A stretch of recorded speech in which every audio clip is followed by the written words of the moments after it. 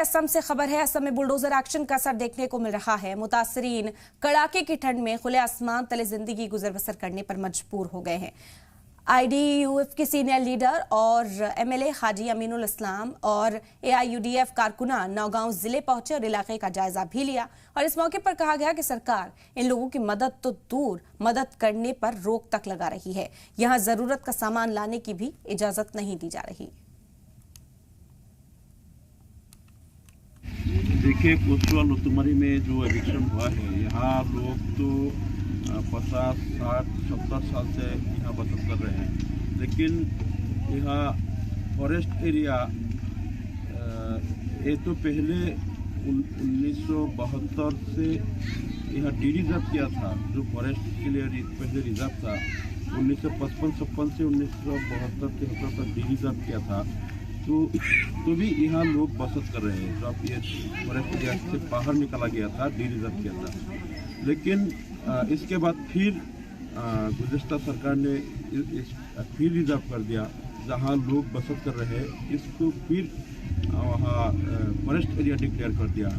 और इसकी वजह से उन लोगों को अपने घर, उन लोगों का घर तोड़ा गया, उन लोगों का जितना असबाब और उन लोगों का जितना कपड़े और घर के जितने सामान देते सारे के सारे तोड़ा गया, टूट किया गया। इसके बाद जो 4-5 दिन से उन लोगों को किसी तरह की राहत नहीं मिल रही है, और उन लोग तो जिंदा रहने के लिए उन लोगों को जो पीने के पानी चाहिए, पानी भी नहीं मिल रही है, और उन लोगों का खाने का सामान मिल नहीं रही है। मध्य असम के नौगांव जिले के लुटुमारी इलाके में जो बुलडोजर एक्शन हुआ है, और उसके बाद एआईयूडीएफ और एआईडीएफ के विधायक हाजी अमीनुल इस्लाम और कार्यकर्ता जब वहां पहुंचे तो वहां पे हाल खबर लिया, तो देखा गया कि वहां के लोग अभी बेहाल हालात में खुले आसमान के नीचे कड़ाके की सर्दी में रह रहे हैं। और उनको अगर कोई मदद करने पहुंचते हैं तो उन लोगों को, मदद करने वाले लोगों को रोका जाता है, प्रशासन के तरफ से उन्हें वहां नहीं पहुंचने दिया जाता है। और देखा जाए तो जो लोग तंबू गाड़े वहां पे रह रहे थे, उनके तंबू को भी तोड़ा गया है। ये बात हमें एआईयूडीएफ के विधायक हाजी अमीनुल इस्लाम ने कहा है। देखा जाए तो वो बहुत बड़ा मुस्लिम इलाका था, और वहां पे खास तौर से फॉरेस्ट लैंड कहकर बुलडोजर एक्शन से उनके घर तोड़ दिए गए हैं। देखा जाए तो पहले ये इलाका फॉरेस्ट लैंड नहीं था। ये बात भी हमें एआईडीएफ के विधायक हाजी अमीनुल इस्लाम ने कहा। और इसी खबर पर मजीद जानकारी हासिल करते बराह रास्त शरीफुद्दीन हमारे नुमाइंदा जुड़ गए इस वक्त हमारे साथ। शरीफुद्दीन, आपका रुख करना चाहेंगे, किस तरह से जिंदगी गुजर बसर कर रहे हैं ये लोग, आगे क्या मुस्तकबिल नजर आता है? और ये भी इल्जाम लगाया जा रहा है कि सरकारी मदद तो छोड़िए, जो खुद मदद पहुंचाने के लिए यहाँ पर लोग पहुंच रहे हैं, उन्हें भी मिलने की और सामान लाने की इजाजत नहीं दी जा रही। हाँ, जैसे कि असम के मध्य असम जो कहते हैं नौगांव के लुटुमारी जो इलाका है, फॉरेस्ट इलाका कहा है, उनको फॉरेस्ट इलाका कह के बुलडोजर से लोगों के घर तोड़ दिए गए हैं।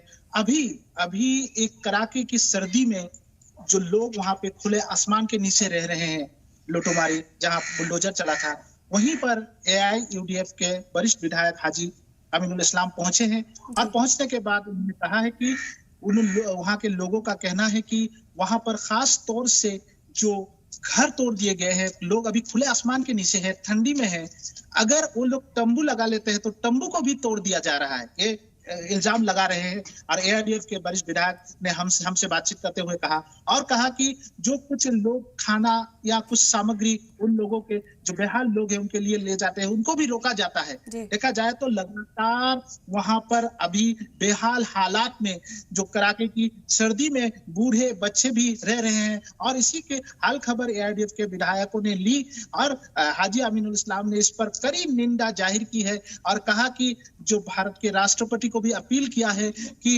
ये जो मामला है, इन लोग जो बेहाल हालात में है, जो इंडियन सिटीजन है, उनके कागजात चेकिंग करके उनको जो मदद भेजना चाहिए, उनको रहने की जगह देना चाहिए, अपील कर रहे हैं। साथ ही साथ ह्यूमन राइट्स को भी अपील किया है हाजी अमीनुल इस्लाम ने।